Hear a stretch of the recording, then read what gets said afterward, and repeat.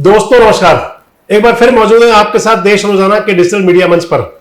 आपके साथ फिर चर्चा में हूं हरियाणा लोकसभा चुनाव को लेकर, जिसके लिए कल मतदान हो गया और मतदान के बाद जो कयास, जो अनुमान, जिन पर की लगातार चर्चाओं का दौर जारी है, मैं भी आपके साथ चर्चा में हूं कि आखिर हरियाणा की 10 लोकसभा सीटों पर क्या होने जा रहा है। हरियाणा की 10 लोकसभा सीटें मतदाता किस तरफ करवट लेते दिखे।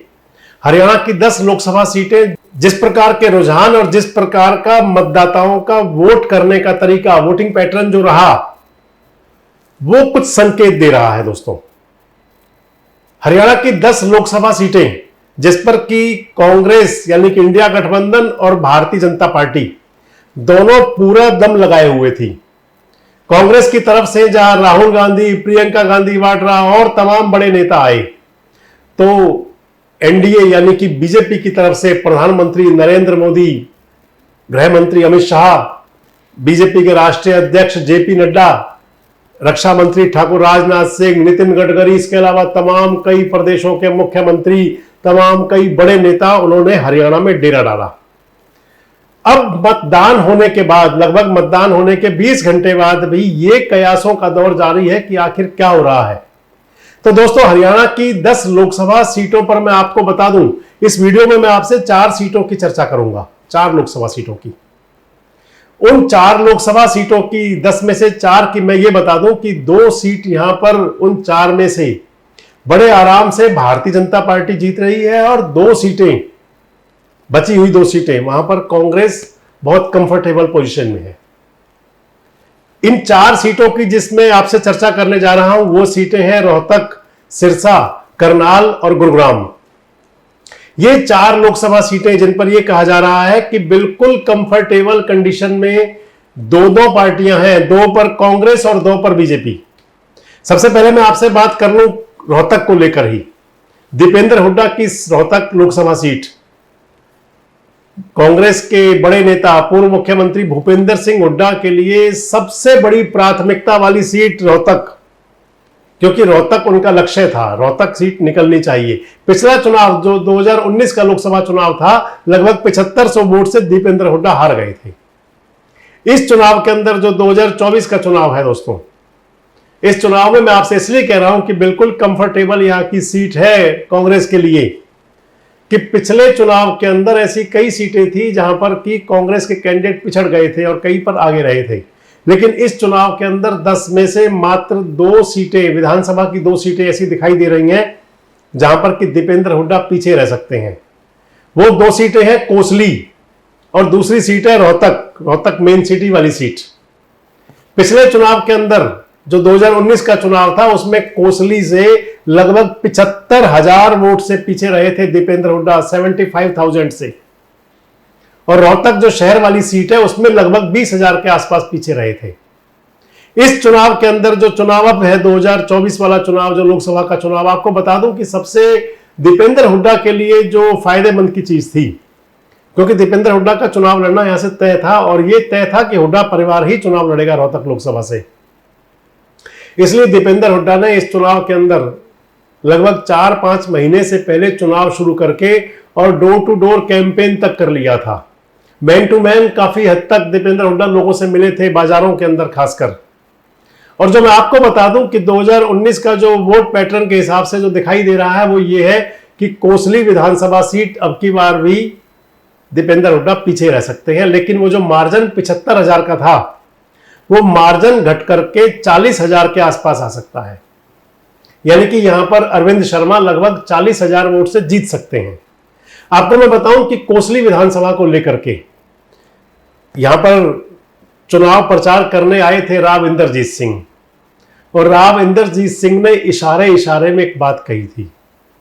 इशारे इशारे में राव इंदरजीत सिंह ने यह कहा था कि मैं तो नितिन गडकरी जी क्योंकि आए हैं तो इसलिए यहां चुनाव प्रचार करने आया हूं, लेकिन साथ भी ये भी कह दिया था कि दीपेंद्र हुड्डा को हराने के लिए तमाम भारतीय जनता पार्टी के बड़े नेता आ रहे हैं। ऐसा कह करके एक तरीके से वो ये संदेश दे गए थे कि भाई मैं आ तो गया हूं, लेकिन आप देख लेना। और दूसरी बात और थी कि अरविंद शर्मा भी दिखाना चाहते थे कि भाई मेरे साथ राव इंदरजीत सिंह है, इसलिए जो मतदान के एक दिन पहले उन्होंने और मतदान की पूर्व संध्या पर और मतदान वाले दिन उन्होंने अपना एक फोटो शेयर किया सोशल मीडिया पर, जिसमें वो चाय पीते दिख रहे थे राव इंद्रजीत सिंह के साथ, राजा साहब के साथ। दूसरी seat Rohtak city. Rohtak city से इस समय बीबी बत्रा विधायक है। मनीष ग्रोवर यहां से पहले विधायक थे। 2014 में मनीष ग्रोवर विधायक बने थे। 2019 में यहां से भारत भूषण बत्रा विधायक बन गए। मनीष ग्रोवर भारतीय जनता पार्टी के बड़े नेता हैं, लेकिन रोहतक की जो कॉन्स्टिट्यूंसी है रोहतक सिटी वाली, वहां यह माना जाता है कि मनीष ग्रोवर को लेकर के भी भारतीय जनता पार्टी के नेताओं में, कार्यकर्ताओं में और आम जनता में नाराजगी है। और यह भी कहा जा रहा है कि जो अरविंद शर्मा को यहां पर, हालांकि क्योंकि मोदी के नाम पर जो वोट शेयर था शहरी इलाकों में, उसका फायदा तो मिला अरविंद शर्मा को, लेकिन मनीष ग्रोवर का कहीं ना कहीं नुकसान भी मिला। और बताया यह जा रहा है कि जो पिछली बार का मार्जिन था वो मार्जिन अब की बार नहीं रहेगा, वो मार्जिन भी घटेगा। वो मार्जिन 10,000 भी हो सकता है, वो मार्जिन 8,000 भी हो सकता है, या थोड़ा बहुत ऊपर नीचे हो सकता है। बाकी की विधानसभा जो सीटें हैं, चाहे वो महम है, चाहे वो बादली है, चाहे वो किलोई है, चाहे वो झज्जर है, चाहे वो तमाम और बाकी की सीटें हैं, बहादुरगढ़ है, इन सब में बाकी की 7 सीटों पर बेरी है। बहुत कंफर्टेबल कंडीशन में दीपेंद्र हुड्डा है। और इस 50,000 की जो लीड होगी, लगभग 50,000 के आसपास की जो लीड होगी कोसली और रोहतक की, उसको दीपेंद्र हुड्डा बड़े आराम से किलोई और बेरी में कवर कर लेंगे। बाकी की जो लीड होगी वो दीपेंद्र हुड्डा के लिए उनका जीत का मार्जिन बढ़ाने वाली होगी। अगली लोकसभा सीट जो मैंने कांग्रेस के लिए कहा था कंफर्ट है, वो सिरसा है। सिरसा लोकसभा में जिस दिन से कुमारी सैलजा चुनाव मैदान में उतरी थी, तभी से यह कहा गया था कि कुमारी सैलजा यहां बहुत कंफर्ट कंडीशन में है। तभी से कहा गया था कि कुमारी सैलजा यहां पर चुनाव बड़े आराम से जीत जाएंगी। लेकिन चुनाव से 2 दिन पहले दोस्तों एक बात चली। वो बात यह थी कि क्या भूपेंद्र सिंह हुड्डा कुमारी सैलजा का कांटा निकालने का काम करेंगे। बड़ी चर्चा चली कि क्या भूपेंद्र सिंह हुड्डा के समर्थक कुमारी सैलजा के पक्ष में मतदान नहीं करेंगे। ऐसा बहुत चर्चा चली इस बात की, और वो बात चर्चा पोलिंग होने तक, पोलिंग के आखिरी मिनट तक भी रही। मतदान के आखिरी मिनट तक लोगों में ये चर्चा थी। और दूसरा दोस्तों, एक बात सिरसा लोकसभा से मुझे सुनने में और भी मिली कि जो लाभार्थी हैं, लाभार्थी वोटर जो है, क्योंकि ये अनुसूचित जाति के लिए रिजर्व सीट है, एससी रिजर्व सीट थी, और लाभार्थी वोटर के लिए ये कहा जा रहा है, वहां से जो चर्चाएं आ रही हैं वो ये कह रही है कि कहीं उनके मन में थोड़ा सा अंतिम दिन में अशोक तंवर के प्रति या बीजेपी के प्रति सद्भाव जगा, सहानुभूति जागी और बीजेपी की तरफ वो वोट गया। लेकिन इसके बावजूद भी सिरसा के लिए कहा जा रहा है कि कुमारी सैलजा वहां कंफर्ट कंडीशन में है। अगर मैं सिरसा की लोकसभा में जो विधानसभाएं आती हैं उनकी बात आपसे करूं, तो चाहे वो फतेहाबाद है, चाहे वो सिरसा है, चाहे वो एलनाबाद है, चाहे वो रतिया है, रानिया है, तमाम जो सारी 9 सीटें हैं, चाहे वो काला वाली है, डब वाली है, इन सभी पर यह माना जा रहा है, चाहे वो नरवाना है, इन सभी पर यह माना जा रहा है कि जो शहरी एरिया था और जहां थोड़ी वोटिंग कम हुई, वहां थोड़ा सा बीजेपी का ग्राफ ऊपर है, और जो रूरल एरिया है, ग्रामीण एरिया है, वहां पर कुमारी सैलजा अब भी कंफर्ट कंडीशन में रही, जो सिरसा का माना जा रहा है। और इसलिए कहा जा रहा है कि सिरसा की लोकसभा सीट, आप ध्यान करें तो कुमारी सैलजा के लिए वहां चुनाव प्रचार करने, रोड शो करने प्रियंका गांधी वाड्रा पहुंची थी। 2 स्थानों पर आई थी, एक मनोहर लाल के खिलाफ करनाल लोकसभा सीट पर और एक सैलजा के पक्ष में। इसलिए कहा कि 2 बड़े नाम थे, वहां मनोहर लाल करनाल में बड़ा नाम थे और सैलजा सिरसा में बड़ा नाम थी। तो सैलजा के पक्ष में प्रियंका गांधी वाड्रा ने रोड शो किया था। इस लिहाज से मैं इन दोनों सीटों को मान के चल रहा हूं कि ये कांग्रेस की फेवरेट सीटें हैं और कांग्रेस के पक्ष की सीटें हैं। और जो अगली 2 लोकसभा सीटें जिनको भारतीय जनता पार्टी की फेवर की माना जा रहा है और कहा जा रहा है कि भारतीय जनता पार्टियां बिल्कुल कंफर्ट कंडीशन में जीत रही हैं, वो सीटें हैं। पहली सीट करनाल, जहां से पूर्व मुख्यमंत्री मनोहर लाल चुनाव लड़ रहे थे। मनोहर लाल के लिए अमित शाह भी आए प्रचार करने, जेपी नड्डा भी आए मनोहर लाल के लिए, मोदी जी ने भी प्रचार किया। और मनोहर लाल जी का हालांकि थोड़ा विरोध भी दिखा चुनाव लड़ते हुए।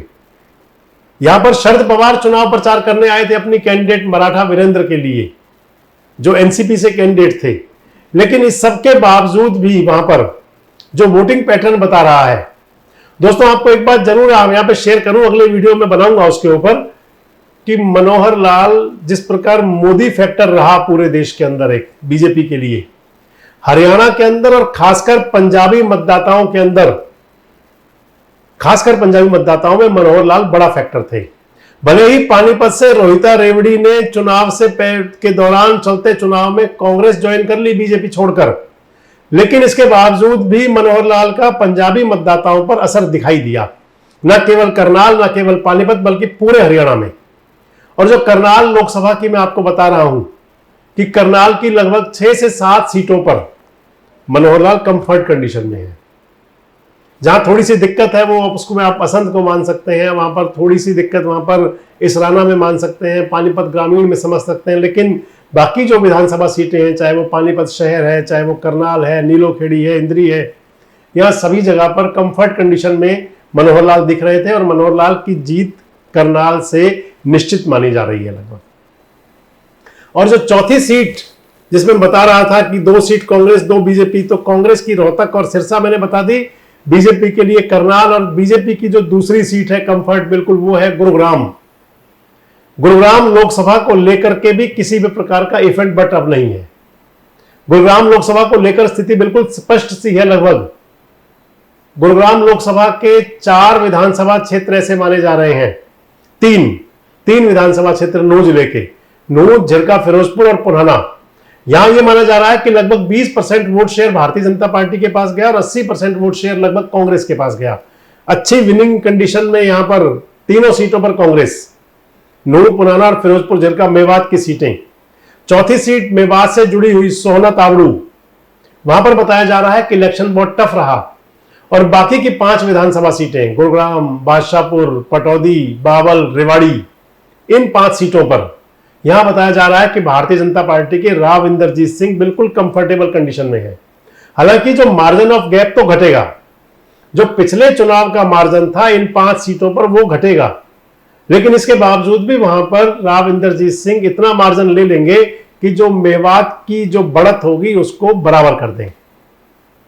इस लिहाज से ये 4 सीटें, 2 बीजेपी और 2 कांग्रेस, करनाल, गुरुग्राम बीजेपी, रोहतक, सिरसा कांग्रेस, ये बिल्कुल कंफर्ट कंडीशन में है। बाकी 6 लोकसभा सीटों की आपसे चर्चा अगले वीडियो में करूंगा कि उन 6 लोकसभा सीटों पर क्या हो सकता है।